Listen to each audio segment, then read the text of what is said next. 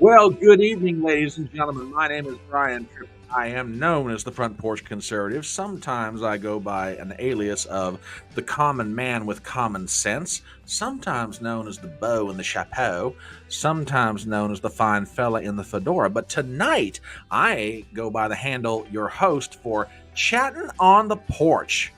It is Thursday night, October 26th. We're 5 days away from the official culmination of the spooky season.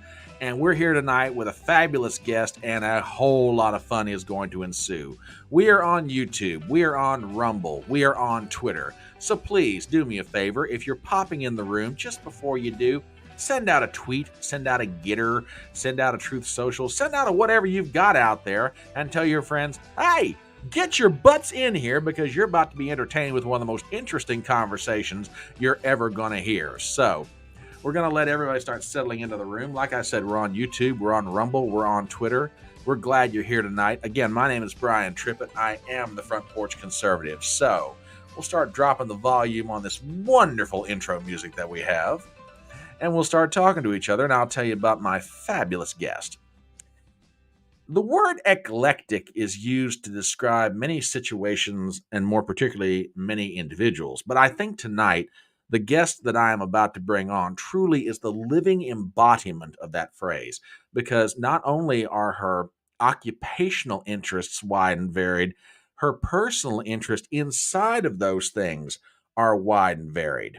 This individual is a stand up comedian. This individual is a podcaster. This individual is a recording artist. This individual is, oh, Lord Almighty, I could sit here and go on the blessed night. She's a movie reviewer. She's a true crime follower. She's a student of cults. Just any number of different things. Folks, we are in for one absolutely fascinating conversation. Please help me welcome to the electronic front porch my friend Tracy Barkley of the Keto Krime YouTube channel. Miss Tracy, how are you tonight? I'm great. How is everyone? I am peachy keen. I am just, I don't know, fine as frog hair. What southern expression do you want me to use to describe the mood I'm in having you on my channel? So, Hmm. uh-oh, I don't uh-oh. know. I'm just as tasty as cornbread. Well, there you go. There you go. That works for me. It is so good to have you here. Now, for folks out there who are wondering how Miss Tracy and I got associated with each other, and now, stop me if I'm wrong, Tracy, but I believe it was the boys from Dangerous Rhetoric, old Daniel and Brentley, who had us on a live stream one night, and Mhm. we were on some subject, and then you sent me an invite, say, "Hey, well, you want to come on my channel and do some movie reviews of some horror movies?" I'm sure, I'm glad to do it. And Yeah, as time has gone by, we have found, okay, we've got a lot in common. There's some things hmm we don't agree on, and that's cool. We can agree to disagree, and we always will. But there's mutual respect. There's mutual everything. It's like, yeah, seriously, we got to get on each other's channels. It's like, and I said, exactly. I kept saying to myself, you, Brian, you idiot, why you haven't invited this woman on your channel yet? I have no idea. But here we are. I have rectified my mistake. So we're in for a fun night. Like I say, this is folks, this is shaping up to be a very lively conversation indeed. So if you're out there, let's hear from you. Drop comments in chat. Would love to hear from everybody out there. So let's get this party started. Um, for folks who don't know you or what have you, would you please do me a favor? Give us a little Mhm. bit of background. Where were you born? What kind of upbringing did you have? And then there's some questions off of that I've got because I found some things on your website, which please give a plug right now. Where can people find out more about you, dear? The best place to find me is on YouTube at Keto and Crime. That is the most updated, or on Facebook at just Tracy Barkley, my name. I Okay. am on other platforms, but in my website, I haven't toured as a stand-up comedian since COVID. I do a few regional shows, but I'm not on the road as I used to be. But TracyBarkley.com is the thing, and if you're interested in it, you can go there. Okay. So I looked up a few things off of your website, but I will let you tell your story. So where were you born? Tell us about your upbringing. And then I've got a few questions from there. Okay. Well, I was born April 3rd, 1975, in Center, Alabama, but I grew up in Collinsville and Gadsden, Alabama. I had a two parent household, two households, two parents divorce situation. I grew up in Collinsville, Alabama, and Gadsden, Alabama, two very small towns in northeast Alabama near the Appalachians, and grew up in a very traditional Southern upbringing. My mother was a Baptist. My father's family was Pentecostal, so I had a very, very religious upbringing. Ooh, and for people who don't know anything about those two denominations, they might be under the realm of the roof of Christendom, but as far as which side of the pew they sit on, they ain't sitting that close together, folks. No, and I'll let Tracy explain that one. No, they're not. That might have been one reason their marriage didn't work out. But my dad was blue collar. My mom was blue collar. So I grew up in a very traditional Southern small town. Bringing up, I have a sister. I have half brothers, half sister. Grew up partially on my grandparents' farm and in two small towns. So just as Southern small town Andy Griffith as you can imagine. Okay. Now, excuse me. See, you're such an amazing guest. I'm already choked up. So yeah, folks, if you think there's not going to be a lot of comedic lines going back and forth between me and this lady tonight, you are out of your ever-loving mind. I'm telling you right now. Okay, so I have to ask you, having grown up in Alabama, is Gadsden north or south? They're both my hometowns are in northeast Alabama. So okay. Actually closer to Chattanooga than Birmingham. Okay, now, as you are a resident of the great state of Alabama, you know this question is probably going to come up somewhere during this interview. Roll Tide or War Eagle? War damn Eagle. Oh, my. All right, folks, thank you for stopping by tonight. It's been a wonderful show. No, I'm just kidding. I love you, even though you have crappy taste in football teams, but that's okay. You're on that bandwagon too, huh? No. Wait just a minute. Hang on. I have two justifiable reasons for being a Bama fan.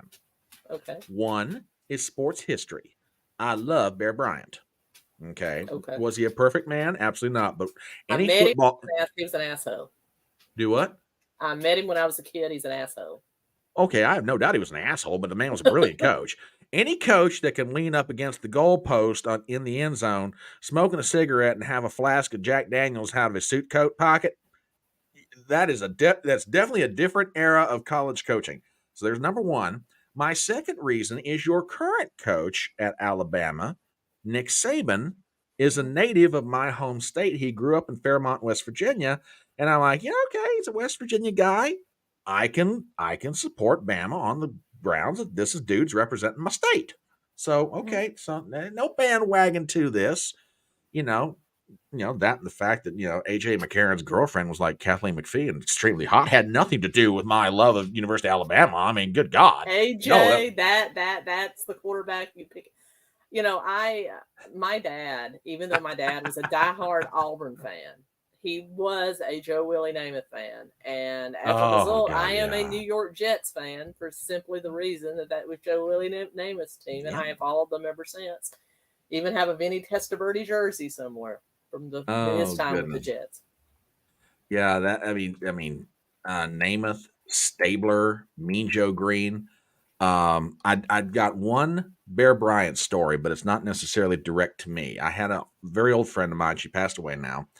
She was a nurse in Birmingham, Alabama in the early 1980s. And she was down there studying respiratory therapy. Well, one morning she came on the floor of the hospital she worked at. No, I'm sorry, it was night shift because she took classes during the day. I apologize. So she came on for her shift and she walked in this room. Well, it was a new patient and he was cranky as hell. He's like, ma'am, I'm on the phone. I'm in the middle of the phone call. I'll talk to you. No, sir, I have my rounds. Well, finally she got her way, but he was PO'd. So she walks out. She's like, God, who's that jackass I had to deal with in room 105? You don't know who that is? She's like, and now my friend knew nothing about sports. Okay. And the nurse's station was like, you don't know who that was? That's Coach Bryant. And she's like, who the hell's Coach Bryant? They're like, you are so not serious right now. She's like, I have no idea who he is. So the next day when she comes on shift, all these nurses who normally don't work that floor are Mm-hmm. standing there checking their compacts. They're like doing their, powdering their noses and checking their lipstick and checking their hair because in Coach Bryant's room were the following individuals: Willie Joe Namath, Mean Joe Green, Kenny Stabler, along with a bunch of other famous Alabama alum who had played for Coach Bryant. And all these nurses were down there just checking themselves out because when these boys walked out of the hospital room, they didn't want that to be the last thing they saw was their ugly old coach laying in bed. They want to see a hot nurse. So, yeah, it was terribly funny. So my friend walks in the room to give him his breathing treatment, and he stops what he's saying, and he looks at all of his players and points and says, boys, there she is. There's that damn Yankee. There's that damn Yankee that's ordering me around and telling me what to do. Now, keep in mind, my friend came from Logan County, West Virginia. If you know anything about my state, that's about as redneck conceivably as it gets. But there's that damn Yankee. There's that damn Yankee. Won't let me do what I want to do, boys. There she is right there. He actually grew to love her because she was one of the few people in life that could actually tell him what to do and make it stick. Because everybody else would just defer to him because it's Bear Bryant. She, on the other hand, was like, "Oh no, I don't give a damn who you are. It's like you're going to do this, and I got a job to do." So, yeah, they grew. He actually wound up giving her tickets to the Alabama Notre Dame game in Birmingham on the 50-yard line, and invited her out to drink with the coaches after the game was over with. Oh, that's awesome. That's how tight they got. So, well, I got a Bear Bryant story for you. Go ahead. There was a book signing. My cousin, we went with my granny, and I didn't want to. I mean, my cousin was an Alabama fan. I didn't want the book signed by Bear Bryant, but so my cousin was trying to get his book signed, and Bryant was just ignoring him, talking to adults as you do and stuff like that. And finally, my grandmother, she wanted to go, so she got so mad, and she's a diehard Auburn fan. She grabbed his book and walked up to him and just tapped him, and he turned around. She said, "Can you sign this for me, Shug?" Referring to call him Shug Jordan, the legendary Auburn coach. He got so mad.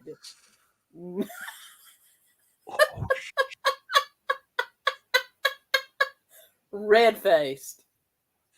Oh my God! Can you sign this for me, Shug? And at first he thought Sugar, because that's what I assumed. It's like but no, she was referring to Shug Jordan. Oh God! And when he realized that's what she meant, he really thought she had mistaken him for the Auburn's coach, and he got so mad. Now, folks, if you're watching this live stream and you don't understand why people in Bama or other states in the South get crazy about their football, it's almost a religious experience down there, because there have been fights that have broken out over Alabama Auburn games. I heard a report about maybe less than 10 years ago.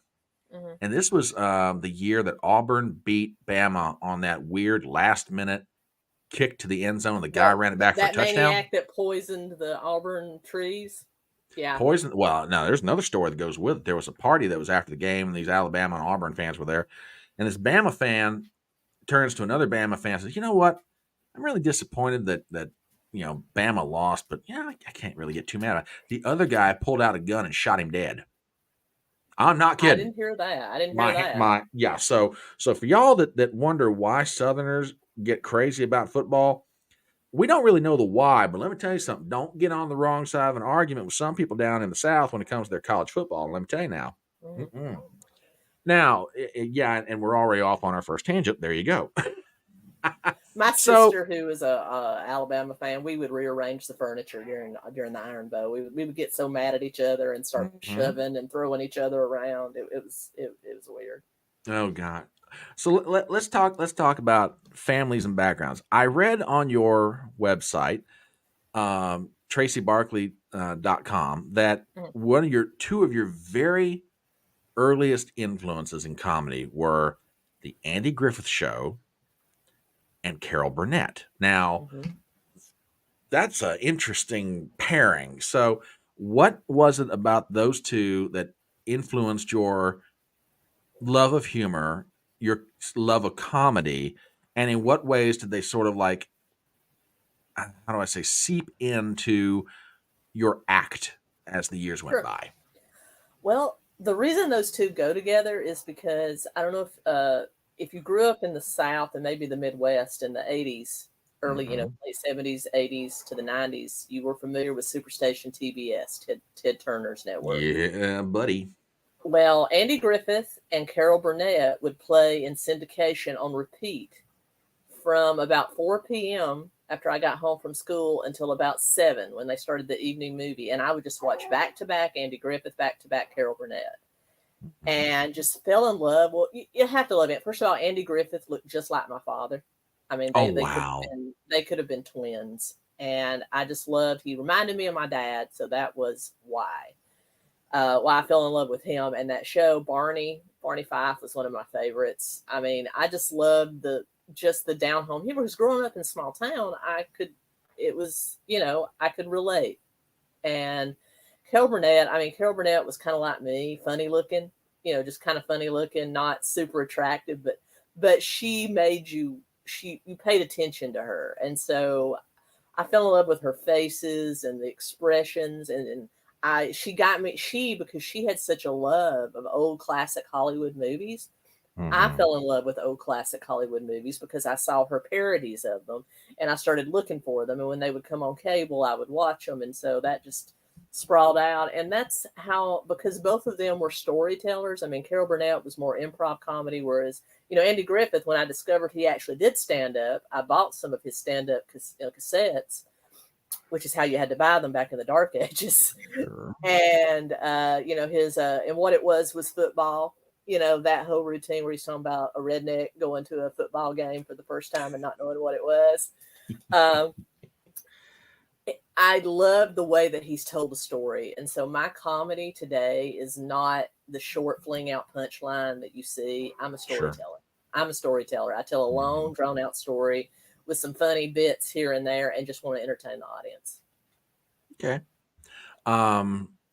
Couple things off of that. One, there's a story that Ron Howard used to tell about the writers on the Andy Griffith Show. Mm-hmm. And, they'd work up something in the way of a script, but then they'd come to Andy Griffith and go, Andy, we got a problem. What's the matter? We're short. What do you mean we're short? Yeah, we need about 10 minutes worth of stuff to make this script, go the whole 20 something. He's like, we're short. And Andy'd be like, well, where's Dawn? And they'd go off somewhere and invent something just on the spur, write it into the script, and they could finish the episode. It was the craziest thing. Andy Griffith and Don Knotts had the most amazing chemistry together. Comedic chemistry together as a partnership, and even up until the day that they died, they were talking to each other on a regular basis and everything else. When you talk about go ahead. I have a friend here. It's also a stand-up comedian in the Nashville, Tennessee area. His job 6 months out of the year is in Mount Airy, North Carolina, which is Andy Griffith's hometown, and it's actually set up as Mayberry. Yeah, he plays Barney Fife 6 months out of the year. Oh, wow. Oh, that's fantastic. So I didn't mean to interrupt you. I just No. You just well, and one more piece of trivia. Don Knotts is native West Virginian as well, so Morgantown. Yeah. And but you talking about Carol Burnett and her love of movies. The Gone with the Wind sketch. Went with the Wind, yes. With when she walks out with the curtains and the curtain rod draped across her shoulders, and her good buddy, Harvey Korman, who's playing the role of Rhett Butler, and she said, "I just saw it in the window and I couldn't help myself." And you can literally see Harvey Korman. He's doing everything he can not to look at Carol Burnett and the camera because he knows he's about to lose it. He's about to just double over laughing because she delivered the line so well and so convincingly. And Carol's standing there going, that was the best part of that show, is the way they would crack each other up. And notice Vicki Lawrence is the only one that could maintain her composure no matter what happened. She never cracked up. I mean, no matter what happened. Yeah, Tim Conway and Harvey Korman used to do it to each other. Carol and Tim used to do it to each other. Carol and Harvey used to. I mean, they're literally for like 11 or 12 seasons of that show. They're doing their dead level best not to just lose it with each other, because it was. I mean, yeah, we've all seen the tapes, but when they recorded those things, that stuff was live. You're in front of a live audience and you're doing your dead level best not to just lose it and just bust a gut laughing. So, oh yeah. Oh, one Now of my favorites is go ahead. it was a scene where Lyle Wagner was playing a downed American soldier, Uh-huh. and Tim Conway was a Nazi interrogator, and he had this Oh Hitler God. puppet, and he was just literally, and Lyle Wagner was looking down the whole time to keep from cracking up. He had Oh, a pencil. He's going to hit you with that club. Just oh brilliant. God. Oh, I know. I know. Just absolutely amazing. And this is back when people, and I won't, we can get into that here in a minute because I want to get into a discussion about the comedy scene in America. But yeah, Oh this is God, yeah. back. This is, oh, I know. This is back when Vicki you had, Lawrence playing the slave in The Went with the Wind. A white oh, person playing that. No, that would never go now. I know, I know, and her and Mama's family just Mhm. when she played the role of Mama. Now, the other thing I read on your website that your latter influences. Now, folks, Mhm. if you're ready for a 180 swing, get ready because here comes the first one. Your latter influences in comedy were Sam Kinison, George Carlin, and Andrew Dice Clay. That's quite the departure from the Andy Griffith Show and Carol Burnett. So, what was it with these guys that drew you in? What was it you took from their comedy? How did you start incorporating it into what you were doing? Well, the first thing was those were ones I was not allowed to listen to, and Oh, so she rebelled, folks. as a child, I looked for bootleg cassettes and Okay. albums of those comedians, and and then they were just funny. I mean, Andrew Dice Clay, his whole story is just phenomenal. He was a guy that just played characters on stage, and Dice Clay is the one that stuck and the one he got. He's not like that at all. It's just No. that's the character that he played that stuck. Sam Kinison being a former Pentecostal preacher, of course I was drawn to that because I grew up with the Pentecostal preachers and they scared the piss out of me as a child. And so to find out that he used to be one, absolutely drawn to it. Mm-hmm. And George Carlin, I mean, it's George Carlin. He dropped truth bombs. I mean, there's no way you can't like Carlin. Yeah. Yeah, absolutely. Probably one of the most brilliant practitioners of the English language who Mm-hmm. could mix comedy and the English language together in such a way that you just sat there. I mean, do you remember Carlin's stuff routine? Oh well, yeah, of course. I remember, Yeah. especially the 7 words you're not supposed to say. The seven dirty words. Yeah. Yeah, Mm-hmm. and then Mm-hmm. there's a couple where he was talking about how fat America has gotten.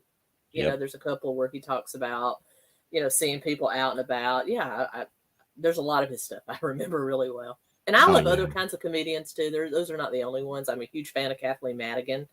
Mm-hmm. And Great she's a little, comedian. a great storyteller. Lewis Black, political comedy. I even like Bill Maher. I mean, it, and Jon Stewart. People don't remember Jon Stewart was a stand-up comedian, and Yeah. he's a very good one. Yeah. So, Yeah, before he got the Daily Show, mhm, and I really wish he would have stayed with it because God, you talk about somebody that could skewer, mhm. everybody regardless of where they were on the political spectrum.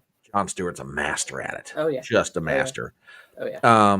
So then off to college we go to theater, improv, and stand up. So how did you wind up getting into all that into college?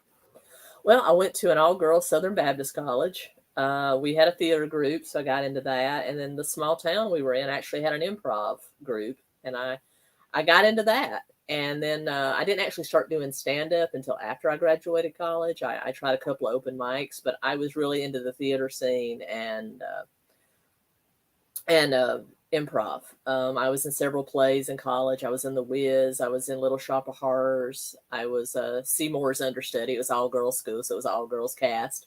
So I was Seymour's understudy.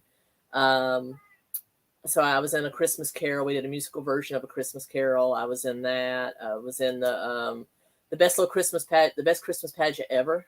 Oh I played wow. the minister in that. So yeah, I really enjoyed acting and doing improv.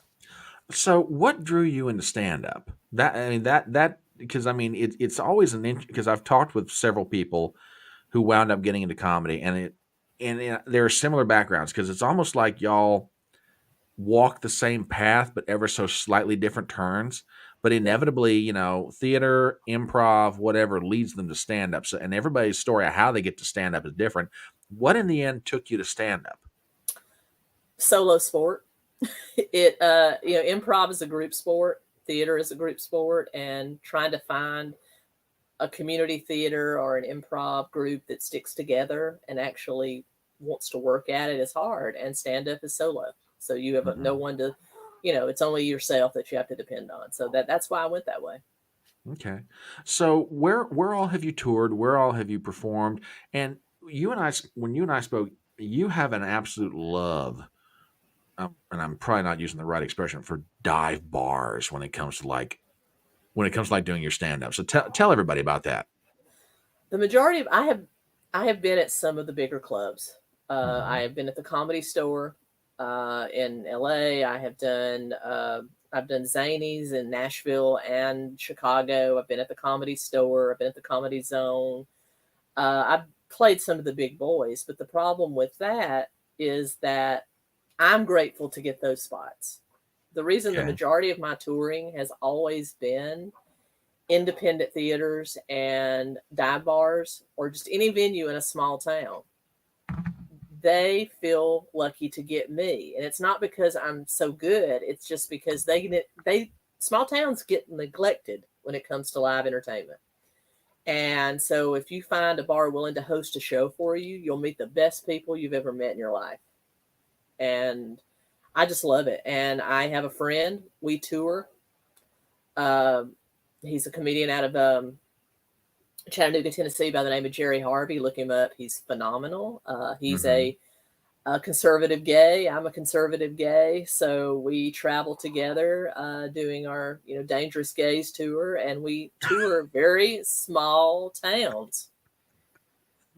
Oh, now I know that the South is more progressive now than what it once was, and you and Brentley and I from Dangerous Rhetoric have talked about that in relation to race. But I got no doubt when conservative gays roll into a small Southern town, there's still some people going to look at you going, how would we let them in here?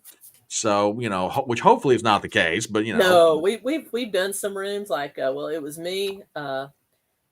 It was me. He wasn't with us. It was I was touring with two comedians out of Northern California, and one of them was African American. There was me, and then we had the one white guy.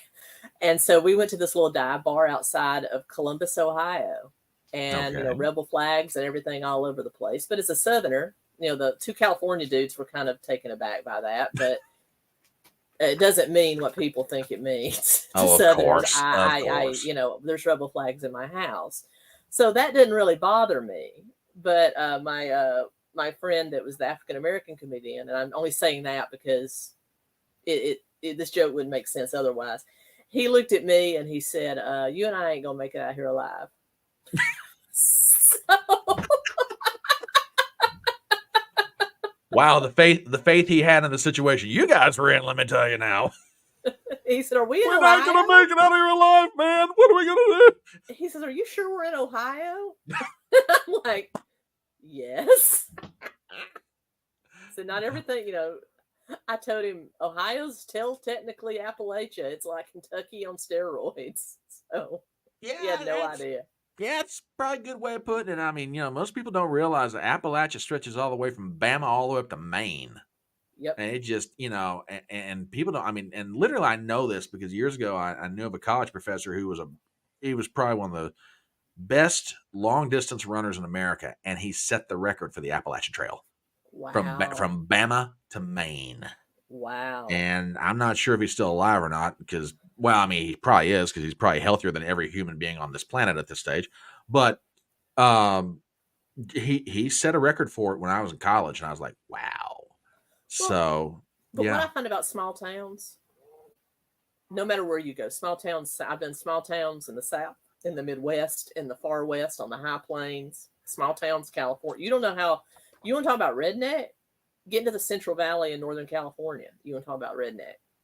Not everybody in California is loopy LA or San Francisco. It's the rural area is just like West Virginia or Alabama or Tennessee. Mm-hmm. But I have never met more forward-thinking people. As long as you are respectful of them Mm-hmm. and respectful to them, they don't care what you are. Oh yeah. I've never been. It could be because I'm a girl, but I've never been approached in any way that wasn't respectful during any show or just being out in general public. I've been in the South my whole life, except for 2 years that I lived in San Francisco. I've been, and I came out as gay in the '90s in the South. I don't think I've ever been discriminated against for that. Yeah, that's the thing that always just amazes me about the world in which we find ourselves, particularly here in America. It's like, if how do I want to put this? If most people, well, I mean, if some people would Mm-hmm. just leave it alone, they'd come to find out that the world is not as full of hate and bigotry and, nastiness as they like to believe.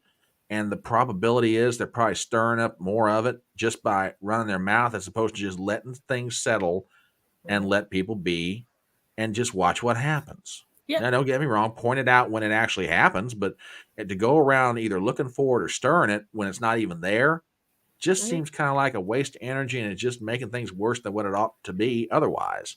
Mm-hmm. You know, just And boggles the mind. and others may have had different experiences, but I've never had a negative experience with a Southerner, as far as I know, Sure. or in the Midwest, or in the rural area of any state. And I've been in probably all 50 states except for Alaska and Hawaii. I've never had a negative experience in the rural area of any state.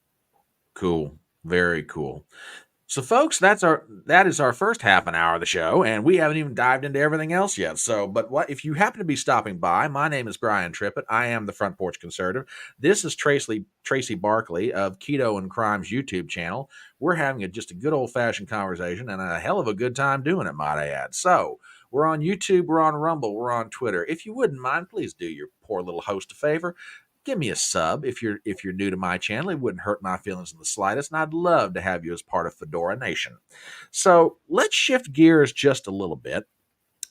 And I said in my intro, you are a person of varied, eclectic um, occupations, but you're Mm-hmm. also very eclectic in your interests. Now, I'm going to run through a list, and you tell me if I've left anything off.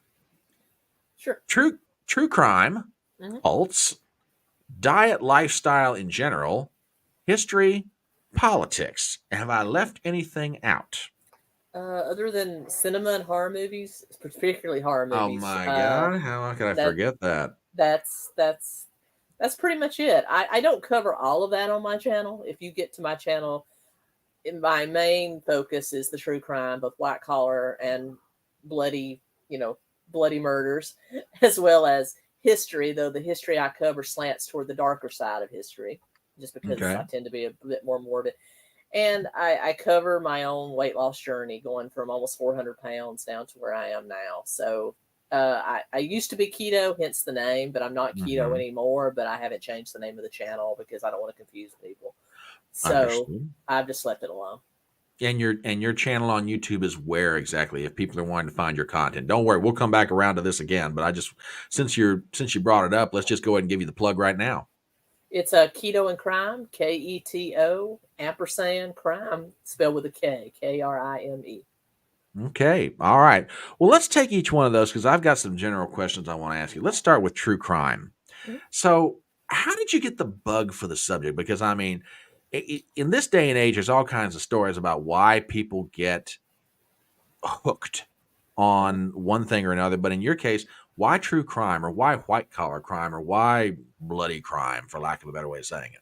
Oh, true crime for me started. I mean, I always loved reading Nancy Drew and Hardy Boys, so it started there. Mm, Um, and I was into the true crime magazines that used to be around. I I would go to remember. our local drugstore. We had like a small town drugstore. I would go there. I would read those.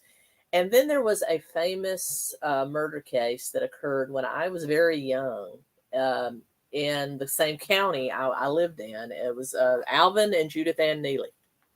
Okay. They kidnapped and murdered a 13-year-old by the name of Lisa Ann Milliken. And the whole atmosphere in my home county was dark for about 3 years. My mother even went and sat in on a few days of the trial. I mean, it was that big in our local courthouse. I mean, it was in the county. The trial was held at the county seat of DeKalb County, Wow. Alabama, where I grew up.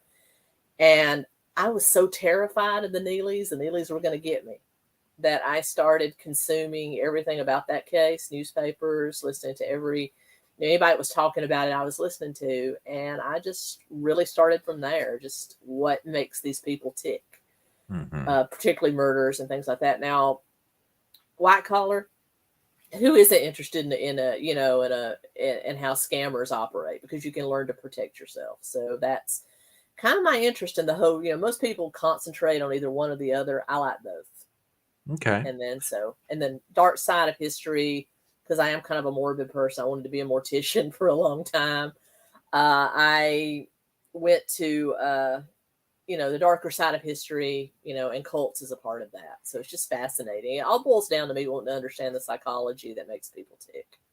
Oh, that is something that'll keep you busy for the whole of your lifetime. Let me ask you about true crime in America today, because it seems, and I could make an argument from history. I think America's fascination with this sort of goes back, at least from my theory, goes back to the turn of the 20th century, the kidnapping of the Lindbergh baby, or the pursuit of Ma Barker and her family gang, or Bonnie and Clyde, or Dillinger, or all these cats, and the technology of the day was the Philco radio in the living room. And the family gathers around at a certain point in the evening, and someone comes on the radio and they're telling you what's going on in the pursuit of all this.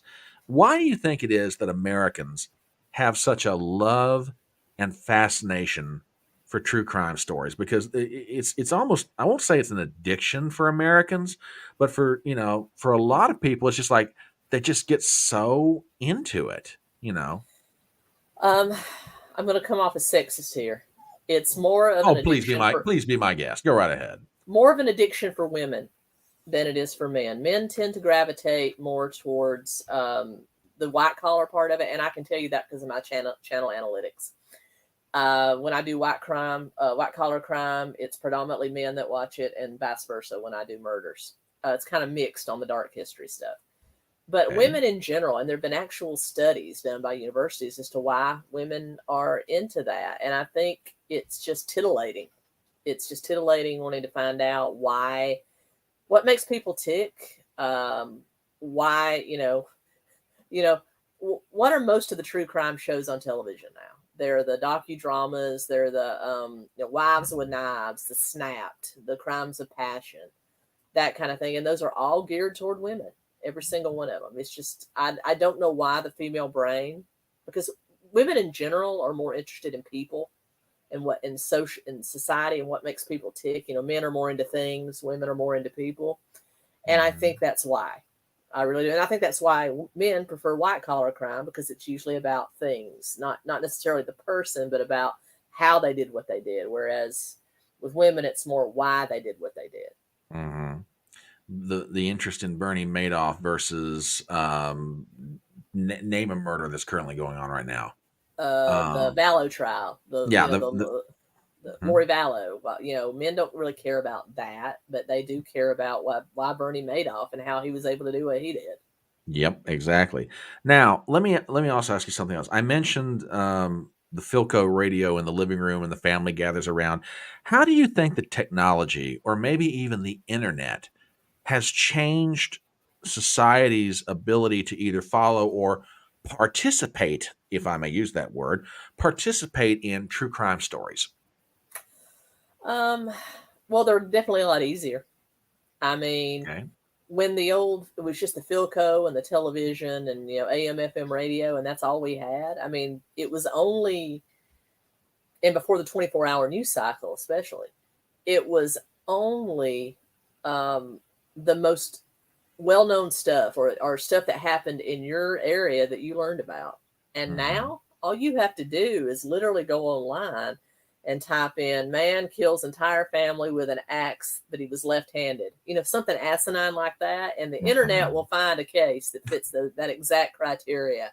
Yep. And Yep. it's just a lot. And also, I think this has always been a problem in America. I mean, go back to watching the old like Geraldo Rivera show where he interviewed Charles Manson. He did a lot of other things, and we've always had like this semi fascination with high profile criminals, and criminals have almost become celebrity. And I think with the advent of social media, I mean, look at social media today. You have people that are not murderers, not necessarily criminals, but there's a lot of psychopaths out there on the internet with hundreds of thousands or millions of followers.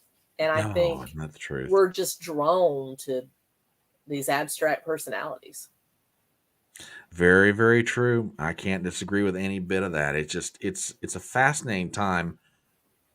The American psyche is an interesting thing to try and figure out right now, which that there's a question I've got later on.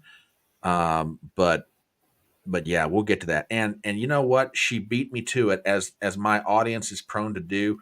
Tracy, I don't know about your audience on your channel, but I would say they're just like mine. They are the smartest people on the internet. You know, my good friend here up in Connecticut, if you guys haven't shared yet, please do so. Yes, bless your hearts. I'm glad all of you are here, be it on Rumble or YouTube or wherever you're watching. But if you wouldn't mind, if you feel like doing it, of course, I'm not going to make you do anything you don't want to do.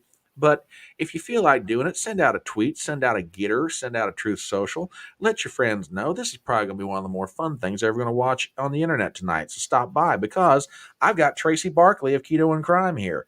And you know me, I am the Front Porch Conservative. It's always a good time when we show up. And when we get together like this, oh, you've got to watch what happened, because you never know what we're going to talk about next. So bless your heart. Send out the word to your friends.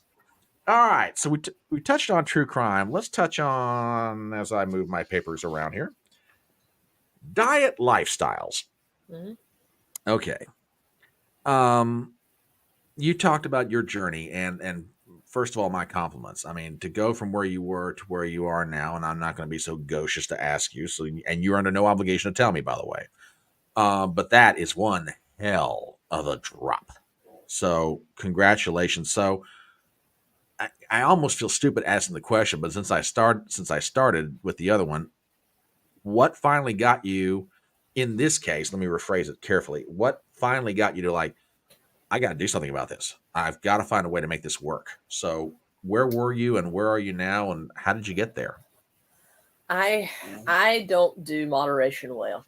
I never have. You can tell by, you know, most people that know me know that I can't just do a little and be satisfied. I'm either on a wagon or I'm way off a wagon. I mean, I do extremes well, but I don't do moderation. And so my whole weight loss journey, I've battled my weight my whole life. There have been periods in my life where I've been morbidly obese. I'm still obese. I mean, I'm still over 200 pounds. I still have about 50 or 60 pounds to go. But and then there's been times I've been like very skinny. And every Mm-hmm. time I was very skinny, it was because I was following some extreme fad diet that kept me there. I've never just had a lifestyle that I could follow. So my weight loss journey has been trying to find a style of eating and activity that I can maintain for the rest of my life. And I tried, I was on Atkins way back in the day. I've been Weight Watchers.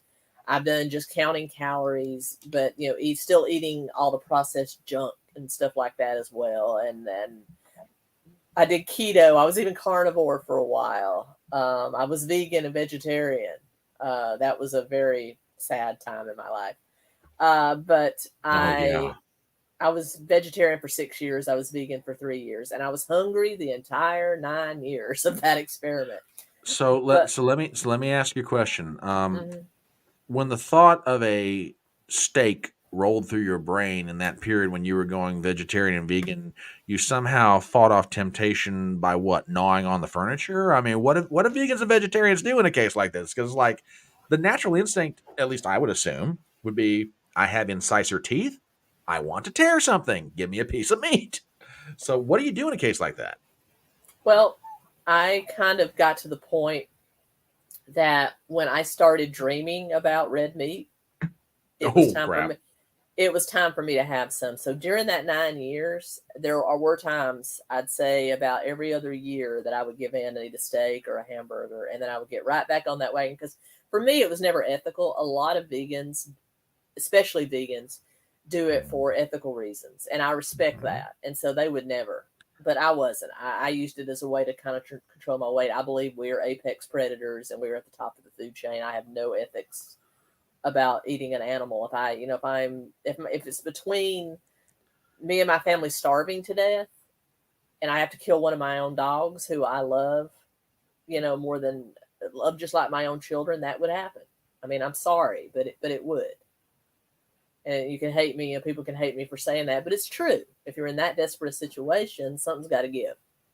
Yeah. So I do believe we're higher on the food chain, and so that was never a problem for me. But what most vegans would do, they would remember how holy and better they are than anybody else, and that would bring them out of it. Yeah, there seems to be a certain, what's the word I'm looking for? Snootiness? To a certain snootiness with some, not all, with some. I have some very good friends that are vegans. Yeah. I had a couple of wonderful neighbors. They moved to North Carolina now, and I mean, in the world I grew up in, it's like, meat was usually on the table. It's either pork chops or hamburgers or fried bologna. Fried, man. Yeah, we've got a local meat packing company here in my area, and if someone said, "Hey, I'm going to the store," one of the first things, "Hey, would you get about a half pound of Eat Well bologna?" Yep. And yeah, we'd fry it or put it on sandwiches, or exactly. So yeah, I hear where you're coming from on that one. Believe me. But, and there were times growing up that we ate vegetarian. I mean, but we didn't know it was vegetarian. I mean, we would have pinto beans, cornbread, greens, fried potatoes. I mean, that was like my favorite meal growing up. It had no meat at all, but it was like one of my favorites. My dad would have loved you. I'll tell you a story. It's Thanksgiving. This is probably like the middle to latter 80s. And this was up on our family farm. My sister and my brother-in-law were living up there to just kind of keep an eye on the place. And my sister and my mom and my grandmother just prepared this enormous spread of food. And it was kind of a tradition in my family that my dad and my brother-in-law and maybe his dad would go out deer hunting on Thanksgiving morning. That way they're out of the kitchen. The women are in there. They're cooking and whatever. Okay. Yeah, flagrant. You know what? Only because I believe in free speech am I going to put this up here. Folks, just be prepared. You got to know this guy's sense of humor. That's all I'm saying. There you go. But anyway. But when it curdles, it curdles. You got to be careful, flagrant. Oh, my God. I know from experience. Anyway, back to the deer hunting story. Anyway, so they had prepared this spread of food. And we probably had dinner at about, 1 o'clock in the afternoon. Well, it gets on about 5 or 6, and everybody's like, well, where's Dad and where's George? Would you believe those two guys were in the kitchen? They had rummaged through my sister's refrigerator and had found a pot of pinto beans from 2 days ago. Warmed that up in the microwave with leftover cornbread. My dad got some green onions. I'm telling you, you would have fit into my dad's family like nothing, because that and liver and onions were my dad's favorite foods. You give him pinto beans, cornbread. I stay away from the liver. I like chicken livers. I like fried chicken livers, but I can't do beef liver. But when my mom would make a big pot of pinto beans, one of the first things I would do is go crumble up some cornbread in a bowl and dip soup out of the pinto beans. And I would eat bowl after bowl of that. That was like my favorite thing. And just crumbling up cornbread and milk. I don't know why, but it was so good. Oh, I can make a pan of cornbread, and it kind of it irritates my sister the way I do it. In that my sister is used to country cooking. Translation, she never uses a recipe. Okay. She learned at the feet of my paternal grandmother and also my maternal grandmother on how to cook, but particularly my father's mother. And Lizzie, which is what she was known as, never used a recipe.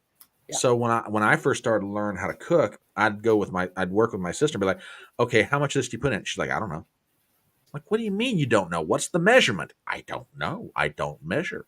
So when I make cornbread, I'm literally turning around the cornmeal the Martha White cornmeal package, and me and Tennessee Ernie Ford, we like best friends. We like this because I'm following the recipe. My sister could eat a pan of cornbread that I've made by herself. It's gluttony what she does. So yeah, I totally feel you on that whole pinto beans and What, cornbread thing. sweet cornbread or savory cornbread? What's Probably your family? sweet cornbread. I like both, but I grew up eating just regular savory cornbread. I mean, it wasn't like spiced or anything; it was just buttery flavored cornbread. I grew up on that, but then when I discovered sweet cornbread was a thing, I really love it. But I would never put sweet cornbread in my pinto beans. Yeah, and the part that cracks me up is, Tennessee Ernie Ford's recipe calls for buttermilk. So the first time I made it, and I was like, oh crap, I need the buttermilk. My sister's like, buttermilk, Oh, because buttermilk's she don't. great. Oh, well, yeah, but she never made it In that way. recipes, I can't drink it, but it's great in Oh, recipes. Now, exactly. my dad could drink a glass of it that big, and Oh he yeah. loved it. And I'm like, oh no. No, I know. I could not drink straight buttermilk. Put it in cornbread. Oh yeah, but my sister always grew up the way she did. She just grabbed the first thing in the fridge, which usually was like, either Just vitamin D milk. yeah, vitamin D milk or 2%. Yeah. And when she tried mine, she's like, "Wow, this tastes different." She's like, "Brian, what'd you do to this?" I was like, "I don't know, just all the normal stuff: eggs, flour, buttermilk." She's like, "Buttermilk?" Yeah. So cooking, folks, if you're wondering, yes, cooking in the South is an interesting experience depending on where you are, what you grew up with, and what you ate. So, Yeah. just to My let you my know, mother never used a recipe for her cornbread. She just could tell by yeah, the stiffness of the batter if it was ready. oh, absolutely, absolutely, you know, um, totally true. Now, let me ask you another question. Atkins, Weight Watchers, Zone, Keto, Carnivore, Vegan. Why is it, do you think, that there are so many different diet lifestyles that have popped up in the past 20 or 30 years? Because, and I'm not saying this is easy, because I mean, just speaking for myself, I could stand to lose 25 or 30 pounds, and I know it. Now, ask me how easy it is to do it. Oh, heck no, it's not. But why is it, you think, that so many different approaches to getting one's weight under control have popped up the way they have over the past couple of decades? Two main reasons. I think one is people like myself searching for a way to eat that makes sense for them based on their preferences and their likes. And two, all weight loss, no matter how you slice it, is all calories in, calories out. All those diets, all they do is cause you to restrict calories. It may Sure. not be the specified reasoning behind the diets, but if you look at all those diets you just named, the way that it causes you to eat less calories than you expend. Mm-hmm. And so that, I think that's the main reason. And different things work for different people. I mean, but I think what I do now, I mean, I eat pretty much whatever I want, but I try to lean toward, it's very portion controlled. And Sure. I lean toward healthier whole foods. I mean, I eat fruits, vegetables, meats, some grains, but not a whole lot. Mm-hmm. And I've learned that that's what works best for me. But I think a lot, keto, for example, and low carb in general, you don't get the blood sugar spikes you get when you eat a lot of carbs. And that enables you not to get cravings and not to feel hangry, and you eat less as a result. People that are more prone to vegan and vegetarianism, you're eating a lot of carbs and a lot of fruits and vegetables, which are also carbs, but very fibrous carbs. Mm-hmm. And all that's very high volume. It fills your stomach up. And so you eat a bunch of fruit, vegetables, and a bowl of rice, you're pretty stuffed for a while. And so that is just a way that you restrict calories. That's what works best for you. The reason I think I was so hungry when I was a vegan and vegetarian is I didn't react well to the high carb diet. Vegan and vegetarianism normally lends itself to being higher carb just because of the types of food you eat. You're eliminating, meat, which is one of the best sources of protein and fat. You're eliminating that. So you carb heavy, and my blood sugar would be all over the place. And I think that's why I was hungry all the time, eating a vegan diet. Oh wow. Whereas I felt better on a lower carb type of diet.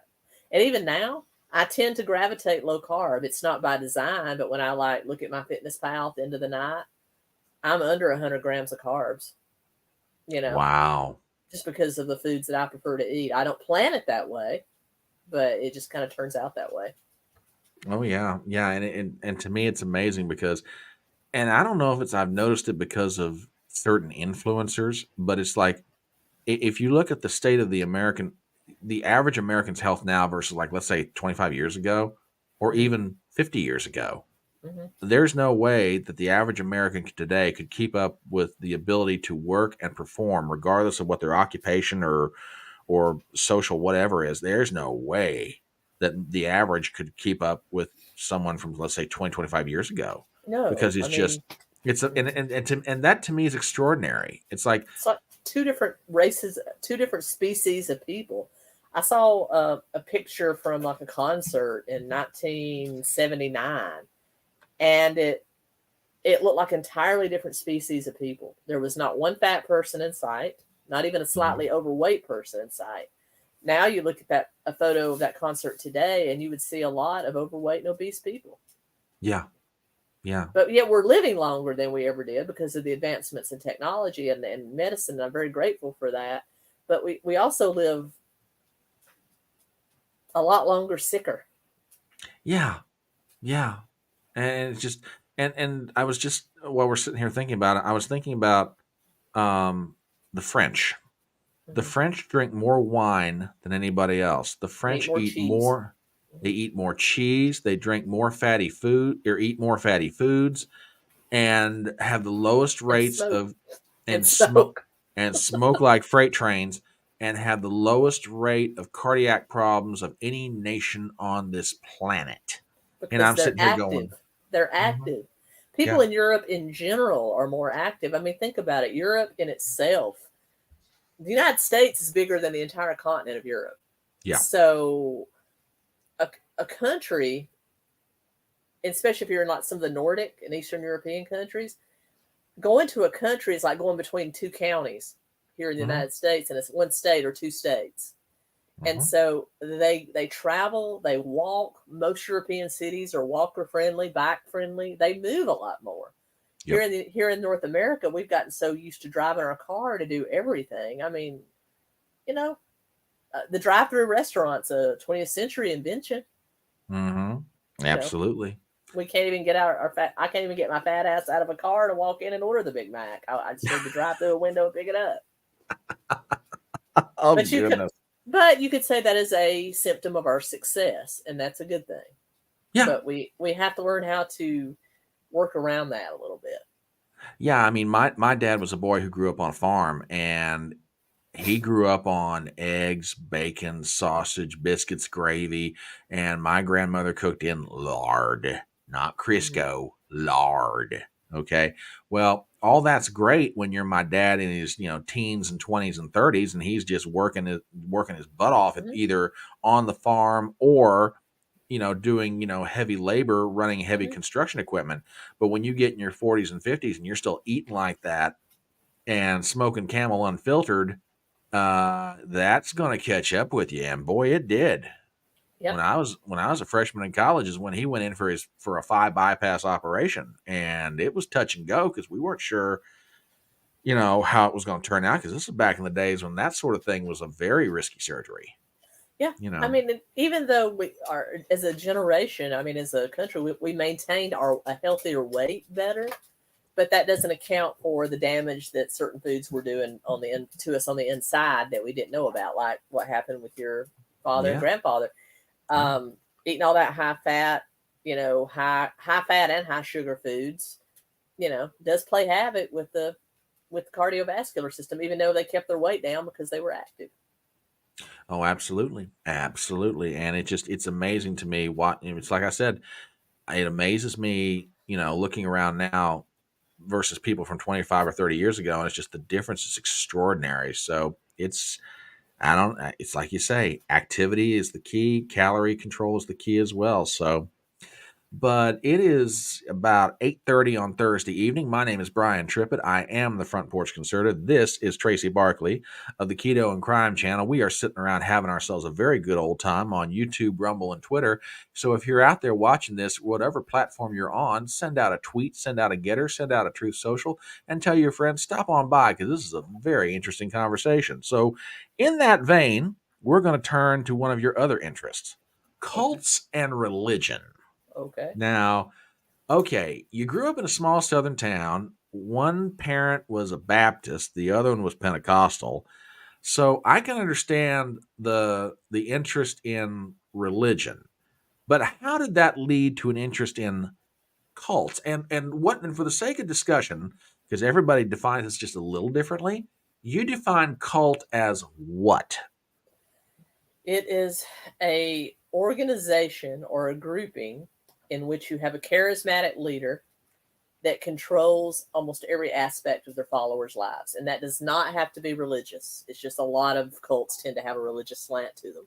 Well, hell, There's also that sounds like Justin Trudeau and the Canadians. But I mean, I digress. no, But go ahead. but it can be any kind of, there's diet cults out there. I just did a video on like extreme vegans and extreme keto people, carnivore people. Same thing. A cult's a cult, no matter whether it's philosophical, religious, or something else. Sure. So that's what a cult is. And I don't necessarily, a lot of people consider religion as a cult in general. I don't.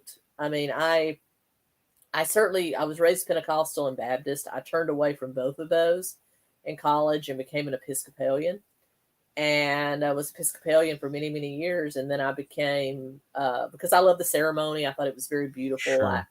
I'm a student of like religion as an academic pursuit. So I find it all very interesting. I've studied just about every religion and philosophy there is. And then I just became, I believe in God, but I'm not an organized religion person. And then I became agnostic and atheist for a long time because I just, you start to see things and you start to question.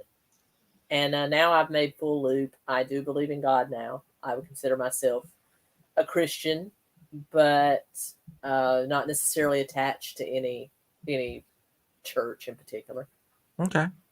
Well, I tell you what, a couple of very dangerous cults have been identified by someone who's currently watching this conversation. Man, he just nailed two of them that are very, very prominent in America. A couple of cults, just saying. Some people call them political parties, but yeah, you could make an argument, just saying. Mm-hmm. Got to give a shout out to Robert Lowry, one of my favorite people who follows this channel. He's cool dude. Z Highness is here. Flagrant's here. Now, there's a guy that you need to get in contact with. You and Okay. Flagrant Triggers and his good buddy Crash Mondo, that would be one heck of a live stream. Hey, Flagrant, just trying to help you out, brother. I'll reach out to you. I would love to have you both on. But I got to admit, that's a pretty big loop that you ran.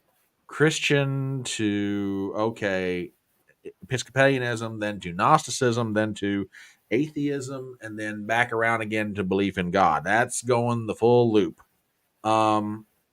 What in the end, and I can understand what moves people off of religion, particularly if they're involved in a religion from a very early age, and then they move into their adolescence and then their early adult years, etc.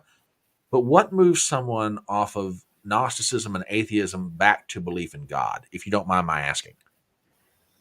For me, it was just there was always this still small voice or feeling in the back of my head.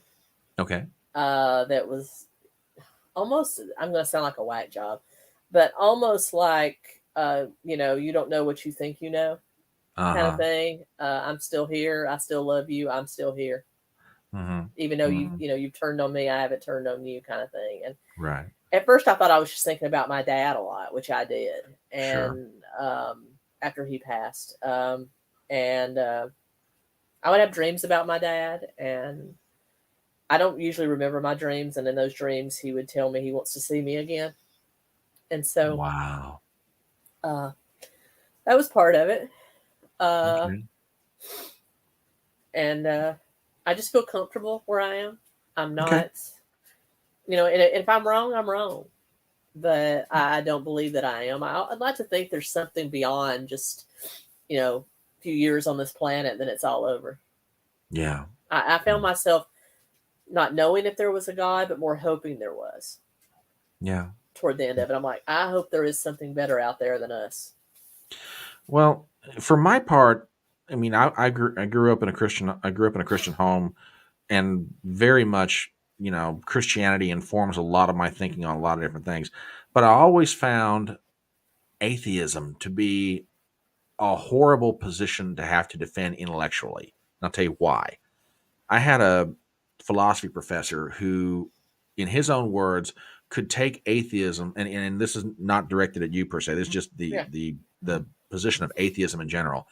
He said he could probably take atheism apart in about 60 seconds. And I went, okay, let's hear it.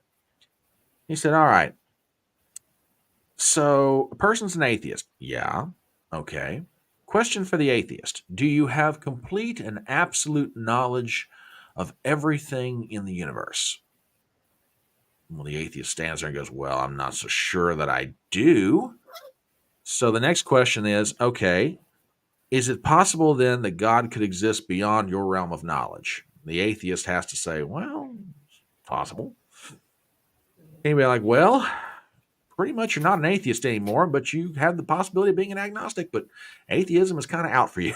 And I thought, that's atheism, the way it was always explained to me, is somebody that doesn't see signs of a God, of a deity. And that's kind of how I defined myself. I didn't see justifiable signs of a deity. But like you said, I think being an agnostic is a lot more honest. You're just simply saying, I don't know either way.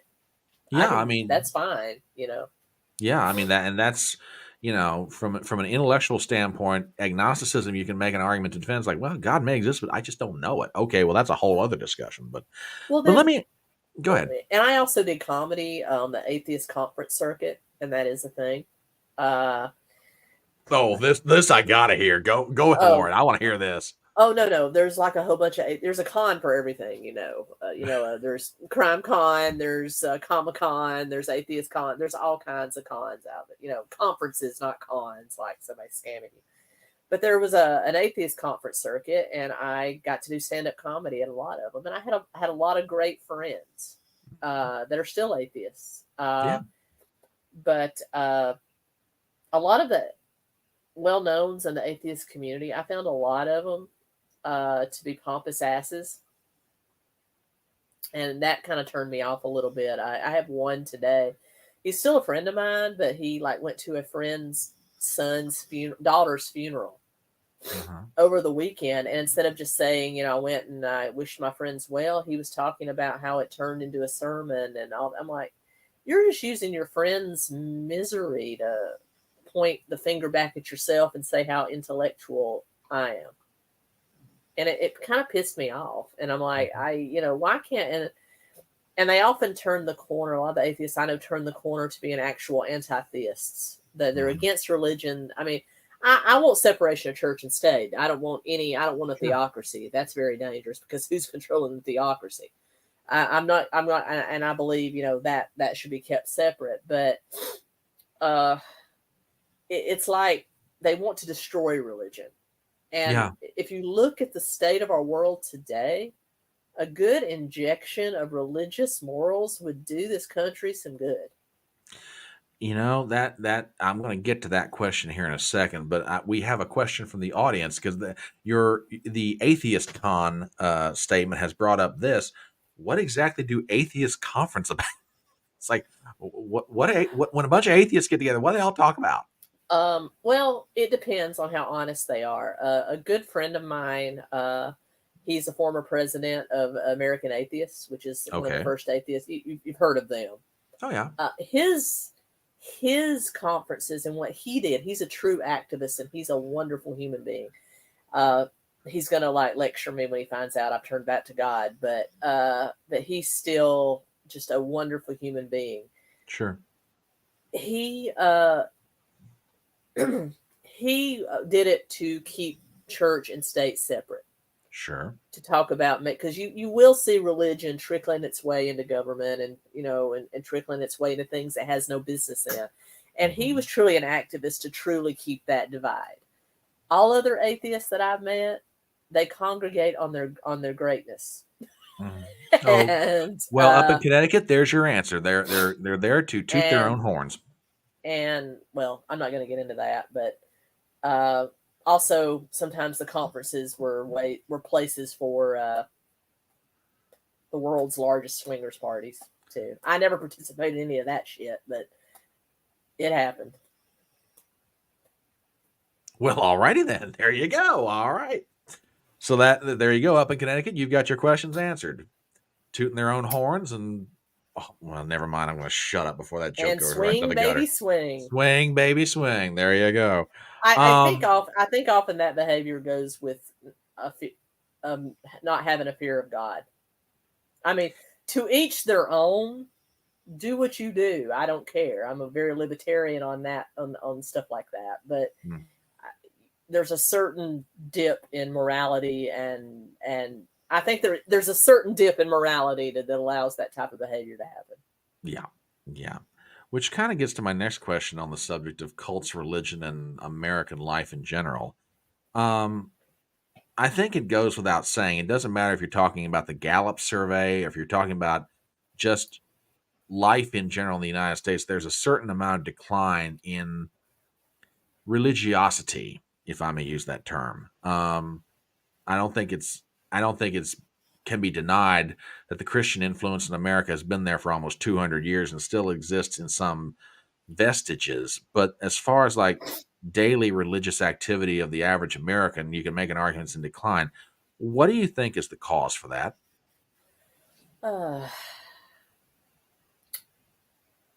I don't know.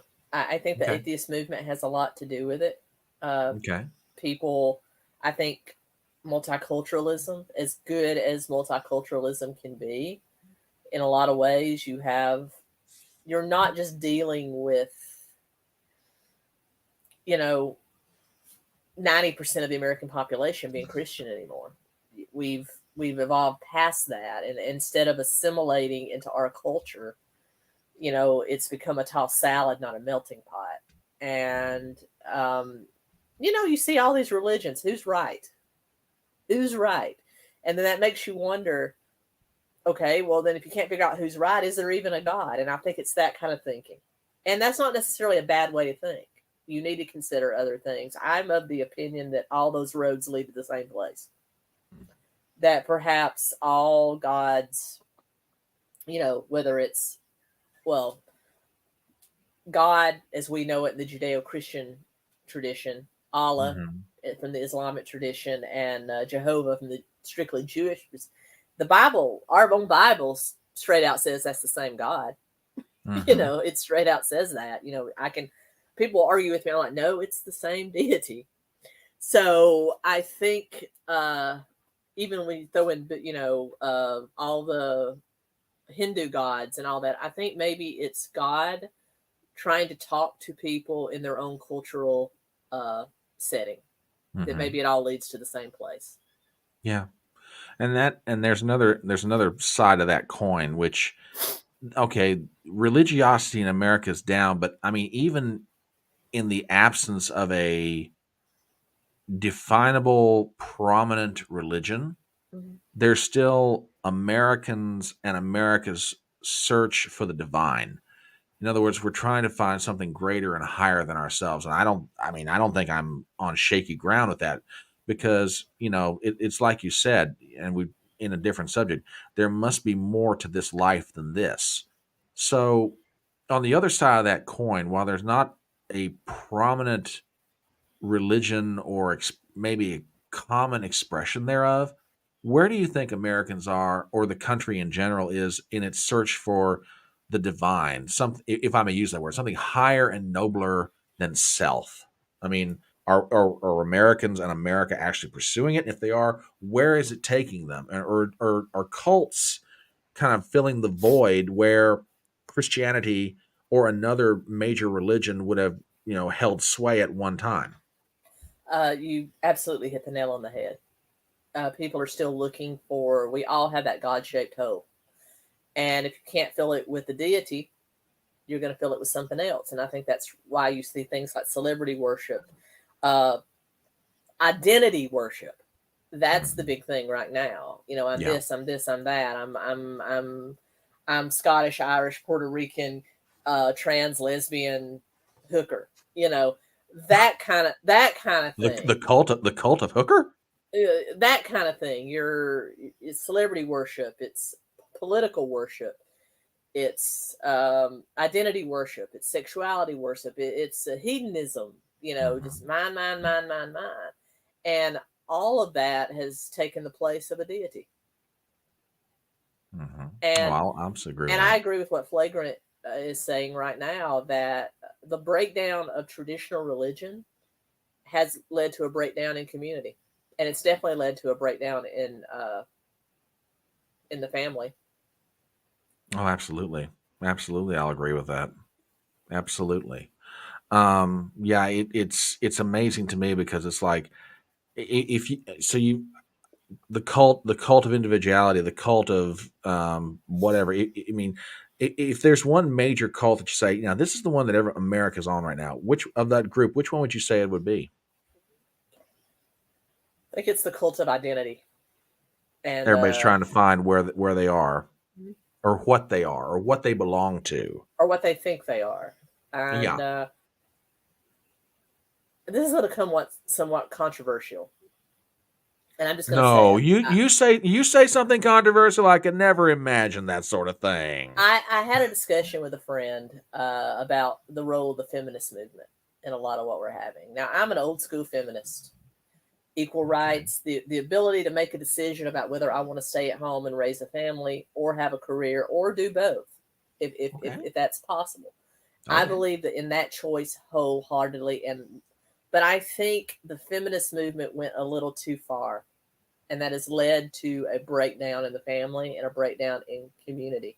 Instead of stopping at women having the choice to do what they want to do and have agency, they'd started demonizing the role of wives and mothers, and treating men as enemies, instead of saying that men and women should be partners in life. And that has led to a downfall. It's like before women had that choice, they demonized the career woman, and that was just as wrong as demonizing the homemaker. It's kind of like it's kind of like me. It's easy to go to the extremes, but in the middle is the answer. Everybody should have the choice to do what they want to do, but you should glorify both of them, if that makes sense, so that girls don't have to. Girls can be more comfortable making that decision. Does that make any sense at all? What I'm trying to say? That does. That does. Yeah, it absolutely does. It just, I mean, if a woman wants to work outside the home, fine. If she wants to stay at home, fine. If she wants to do both, if she wants to. Yeah. My mom did both. She stayed at home before we were in school, and after we went to school, she went back to work. Yeah. Yeah, absolutely. And, I don't think there was a time that position would have been argued over with the ferocity of lions in the jungle. But today, no, I don't think anyone's going to, are just going to argue that. I think you're right, though. Somewhere along the way, it stopped being about that and stopped being men suck. They're terrible. I don't need them. I can do everything a man can do. And then the government stepped in, and you have, single mothers can pretty much, the government steps into the role of the father, and here we are. So I think that the breakdown of the family is kind of where we're at, and it's really sad. And I, as a gay woman, as somebody who has a life partner, is very happy. I will say, as far as from a cultural and a society standpoint, sure, if you had a wife and children, your family is more valuable to society than my family. I'm not saying that my family isn't important, but a mom and a dad and children that procreate and have children and raise families are the bedrocks of society. I cannot physiologically or biologically do that with another woman. So from a society standpoint, heterosexual relationships are more valuable than homosexual relationships. Yeah, and that's not. I've heard Brentley and Daniel make that statement. I've heard any number of, gays and lesbians make that statement. So absolutely, I totally get what you're saying on that point. But it is about 10 minutes to 9. It is Thursday night, the 26th of October. I have got Tracy Barkley from Keto and Crime. This is Brian Trippett from the Front Porch Conservative channel. We're sitting around having a good old time on any number of subjects. So let's get to the last one, then I'm going to circle back around to some other stuff. History and politics. You couldn't come on my channel and we not sooner or later get into some of what's going on currently.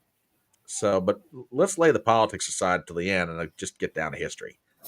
And I want your take on this because I'm going to have a guest on next Wednesday, and he's a PhD historian, and I'm looking forward to having him here. But I want to get most people that I have this conversation with, I want to ask them.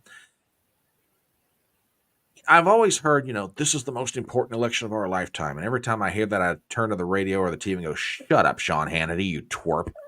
But oh, he is. He's a twerp, and just getting more twerpy as he gets older. But this is one of those moments in my life, and maybe it's because I'm reaching a certain place in my chronology. Translation, I'm getting old. Or whatever, and I just feel like, this one just may be because, how do I want to describe it? If America is a house, the wood feels like it's rotting in certain places. The foundations don't feel too good under my feet anymore. I mean, are you noticing the same thing? I mean, I guess my question, where I'm leading to it, is this: culturally, historically, where do you think we are as a country? No, I know that's broad. I'm going to give you a lot of room to run with that one. Do I think this next election is the most important election of our lifetime? No. Is it a very important election? It could set the groundwork for what could end up being the most important period in American history? Yes. And what I mean by that is I think the American spirit is still strong, but we need... there's got to be some repairs made. And I think I'm starting to see that scales are starting to fall off people's eyes. And I think a lot of the extreme identity politics is starting to wane a little bit. And that's good. I think it's going to go beyond Republican and Democrat, beyond conservative and liberal and moderate. I think it's going to come down to populists that are willing to work together to right the wrongs of this country. And we've got to. We've got to. We're starting... America's starting to lose... It's starting to lose the appearance of our strength on the world stage. That's very scary.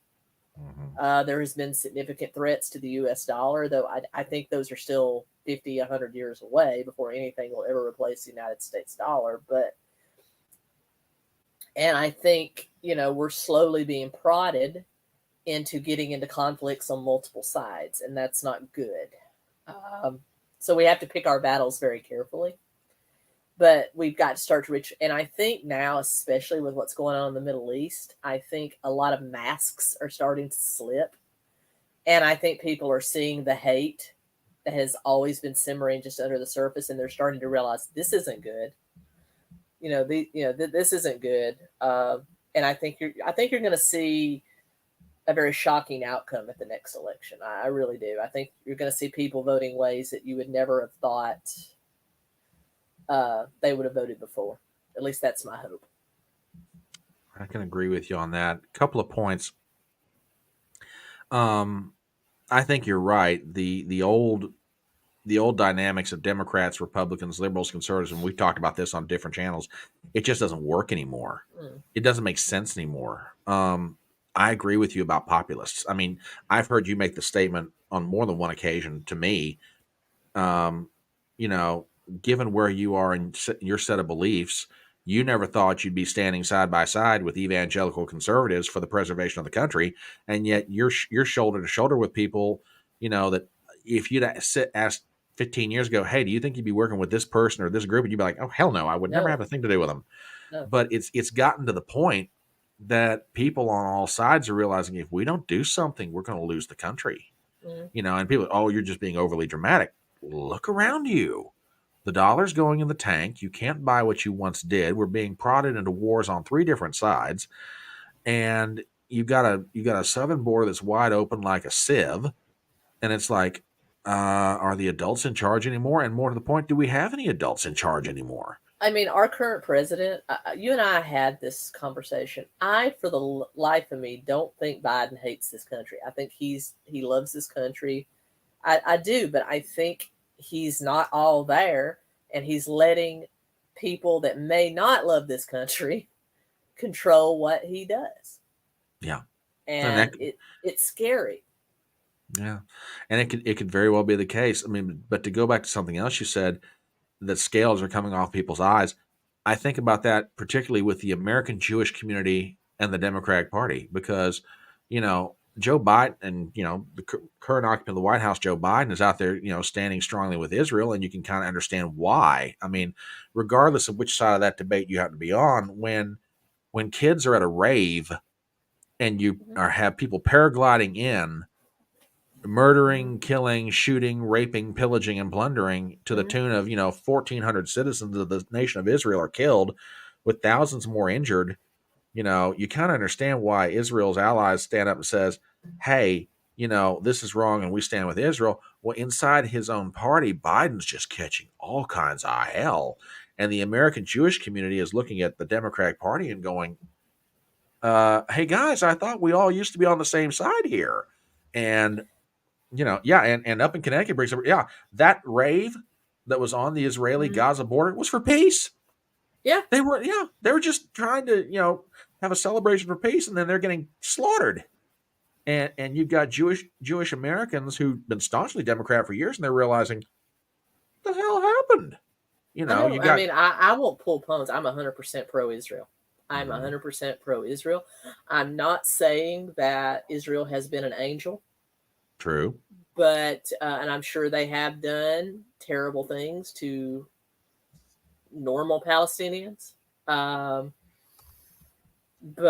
the Palestinians, the Israelis withdrew from Gaza in 2005. They had the opportunity to set up an own government. They elected a terrorist organization to run their territory. And they've been taking pot shots at Israel ever since. Israel absolutely has a right to defend themselves. I also believe in a 2-state solution. I think there's more than enough room for 2 states. Yeah. But you can't be firing at the other one all the time. Exactly. You got to live in peace, build it up, and come up with some cooperation. Yeah. And the irony of it is, the world would love to see a 2-state solution in that part of the world, and it keeps being offered to the Palestinians, and the Palestinians won't accept it under any set of terms it's given to them. And yeah, I mean, look at the history. I'll go back to Yasser Arafat. Look at how many deals that had to be taken off the table because of him. And the truth is, Israel withdrew from a lot of that territory already. Yep. There's no these were not settlements within Gaza that were attacked. They came over the border into Israel proper and killed people. Yeah. Yeah. And you brought up Arafat. The one example that I always go back to, 1998, the Camp David meeting between Yasser Arafat, Ehud Barak, who was then Prime Minister of Israel, and Clinton. Clinton's trying to negotiate the 2-state solution, and literally Ehud Barak gives Yasser Arafat on a platter everything he wanted. I mean, literally, East Jerusalem as the capital, the land they wanted, everything. The Israelis willingly offered it up, and Yasser Arafat wouldn't take it. Now, people can argue the reasons why, but in the end, he's representing the Palestinian people in Gaza, and he's like, jihad. They want Yeah. jihad. They want no Jews in the area. They want Absolutely. jihad. Yeah. And this is going to be very, very controversial. But again, controversial. I couldn't believe it. Don't you think it's ironic that neither Lebanon, Jordan, or Egypt will let these people into their country? And these are all other Muslim countries or Islamic countries. They will not let them in. They know what goes on there.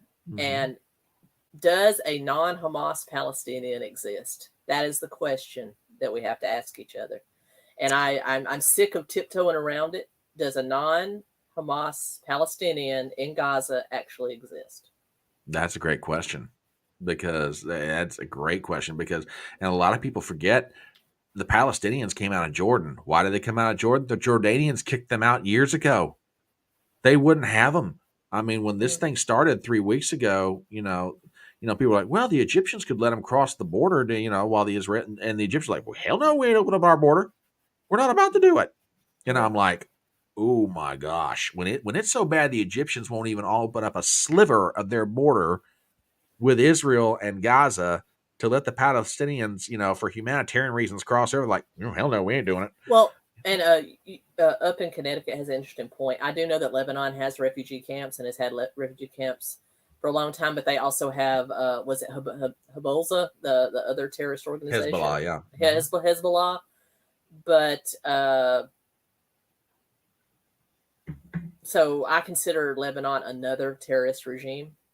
Yeah. So it's kind of, two sides of the same coin. I understand that, the king of Jordan's wife is Palestinian, but there's still, that's her. You haven't noticed him letting in Palestinians en masse. Yep. Absolutely. Well, let's. I'm not saying there's not any good Palestinians ever in existence, but in mass, yeah. Do they really exist? I think any that were have probably already taken heed to the evacuation orders, have gotten out, or at least as close to it as they can. Yep, absolutely. Well, let's flip the switch a little bit, because I got to ask you about a comedy convention in Washington, D.C. that went on for 3 weeks. The election of the latest Speaker of the House. Have you ever, and this I'm asking to a student of history, a student of politics, and a stand-up comedian. So the answer I'm going to get, I have no doubt, is going to be just funny as all get out. But have you ever seen something quite as ludicrous as what just went on in order to get who we got? No. It reminds me of an election in elementary school for class president, where in the end, the one that won is the one that promised they would show you their pee-pee.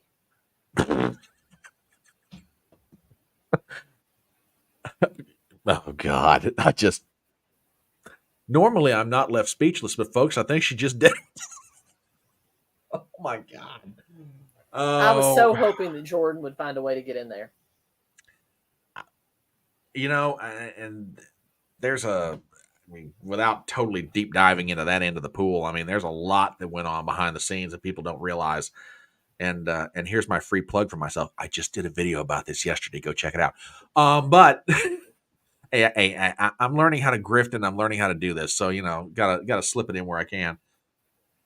Well, considering what you just said about PPs and slipping in, I'm not sure that was the best comment I ever could have made. But anyway, but laying that aside, it was just a whole comedy of just like, I really can't believe we're doing this. It's like, the fact that they put up a Democrat, that minority party candidate, and they actually got a significant amount of, it's just, what are we doing, Republicans? I've been asking that question for 25 years. I really have. This is not Reagan's Republican Party. No. And Reagan and before anybody says it, I know Reagan had issues, but when I think of the glory days of the Republican Party, I think of Reagan. Yeah. Because I grew up with Reagan. He was, that was my formative years as a child, was Ronald Reagan. And with everything going on with the Cold War, Reagan was very comforting. And he was he was like the entire nation's grandfather. We trusted him, and I felt safe with Reagan. I haven't felt that way in a long time. Yeah, I can understand exactly what you're saying, because I can remember the Reagan years in the 80s. My sister used to hate Reagan for, he was a union buster. Look what he did to the air traffic controllers. I'm like, yeah, but there's a big difference. They're federal employees. He has the option. So don't be busting on Reagan too bad there. So yeah, but I can remember the intellectual firepower that used to be in the Republican Party. I remember 94 when you had guys like a PhD in history in Newt Gingrich, a PhD in economics in Dick Armey, a brilliant budgeteer in John Kasich. And these guys could run circles, and did, around the Democratic Party intellectually. Yeah, they could actually defend what they believed in. And Reagan did make some mistakes. Of course he did. Yeah. Getting rid of the asylums was one of the worst things Oh yeah. that he ever did. We need state-run mental hospitals that you can put crazies in. There wouldn't be half the following on social media that there was now if we got rid of all the crazies. Because I have never seen a more blatant fandom, public, of just blatant mental illness. You turn on TikTok, it's just blatant mental illness. Oh, They don't my need goodness. fans, they need help. Yeah, bless their hearts, they shall do. But let's switch gears because I've got to come back around to something that relates to one of your occupations. Mhm. Ladies and gentlemen, do you realize that you are in the presence of a recording artist? Do you realize that this lady, or am I giving away something, telling something out of turn here? Because I have got to ask you, I understand you recorded a comedy album. Am I Mhm. wrong about that? You want to tell people about it? Yeah, it was 2017. It's called Suck on My Nebulizer. It's available on Amazon. Suck on your what? Nebulizer, like my inhaler nebulizer. Oh, okay. Okay. I'm an asthmatic. Oh, okay. I'm working on another one too. Literally working on another one. It's going to be called My Dog Hates Me. And Okay. but yeah, my very first album. I think I have grown as a comedian since that album, which is why I want to Sure. do one. When you first start out in comedy, you make the mistake of thinking you have to be dirty to get a laugh. And so that there's a lot more cursing in that album than I would like. And I've learned many times over to work a lot cleaner. And so now instead of an R rating, my stand up has gone to a PG-13. And I think Okay. that's where I want to keep it. And so that's why I'm doing a second album. But yes, it's available on Amazon. It's available on Spotify. It's available on YouTube, YouTube Music. Um, I'm proud of it. Now, there's one bit on here I have so got to ask you about. Sure. And this, you didn't realize you were going to have your comedian's hat on tonight in so many words, but would you mind explaining the concept of relationship narcolepsy to this audience? Because I'm dying to hear this. How the hell does one engage in relationship narcolepsy? You wanna flesh that one out for everybody? Okay, I'm just going to tell you the bit as I would tell it on stage. All right.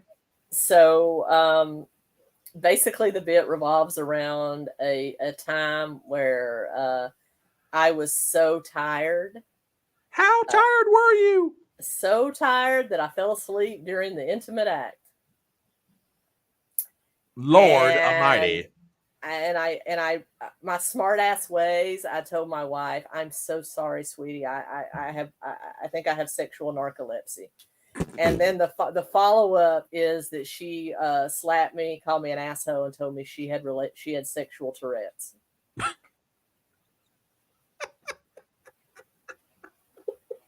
Oh yeah. I think I'm gonna use that. I'm gonna use part of that at work when someone pisses me off, and I'm gonna be like, "You piece of shit!" Bam! What's the matter with you? I've got Tourette's. I'm sorry. I didn't know what came over me. I had a friend in college. She's still a good friend of mine to this day. We roomed together in California, in San Francisco. She used to like say stuff to people and then scream Tourette's, and it would just you could never do that today, but she was totally un-PC. Oh my gosh. We were walking in the Haight-Ashbury in San Francisco, and this homeless man peed at us. Didn't actually hit us, but peed at us. And this is like way back in the 90s before San Francisco got as bad as it is now, but it still happened. And she's worked for her entire life as an advocate for the homeless. She actually has worked for a nonprofit that helps homeless people achieve housing. She ran over to this guy and slapped the shit out of him, and then turned around and grabbed me and said, "Run!" We took off running. Oh my God. Oh my God, this is just too daggone good. Too so yeah, because I'm looking through this list of topics on your comedy album. I mean, it's like cheese is a gateway. I mean, folks, you need to go find this album and download it. Tell everybody again where they can find this thing again, because Spotify, Amazon Music, YouTube Music. Um, I'm sure it's on Apple Music too. I had a very good producer, and he was able to put it on all the platforms. oh my yeah, because I'm looking through some of these. It's like the titles to the sections are hilarious. The one that I think catches my eye the most is Vicks Vapor Rub and Opium. Lord, oh yeah, oh that's it, that's it. You're laughing too hard. You got to tell everybody what that one's about. All You're right. still, folks, still go buy the album. I mean, just because we're giving away some of this doesn't mean you still can't support the lady. So if you feel so inclined, go buy her album. But I gotta Okay. Vicks So, Vapor Rub and Opium. yeah. So that's how I that is a story about how my mother, because she, her and my dad were divorced, and so Right, single mom, and so she worked two jobs. So she oftentimes she didn't have the time nor the money to take us to the doctor if we got sick. So her right. solution to everything was one of two things. One time, she would either rub us completely down with Vicks Vapor Rub, and then there was a medicine that you could get in the late 70s, early 80s. I'm pretty sure it's illegal now, but it was called Paragarc, and it was like 2% opium. It was a 2% opiate. I mean, that's, and she would literally give us a tablespoon of that. And, then we would pass out literally, and Oh then my wake up, God. we'd be well. And so my whole thing was that, she'd rub us down with Vicks Vapor Rubs, give us the opium, and I'd wake up, 36 hours later, feeling great and wanting to tell my mom about how I had a conversation with Jesus Christ and Bear Bryant. In Alabama, there's not much of a difference between the two. Hashtag truth. Hashtag truth. Uh,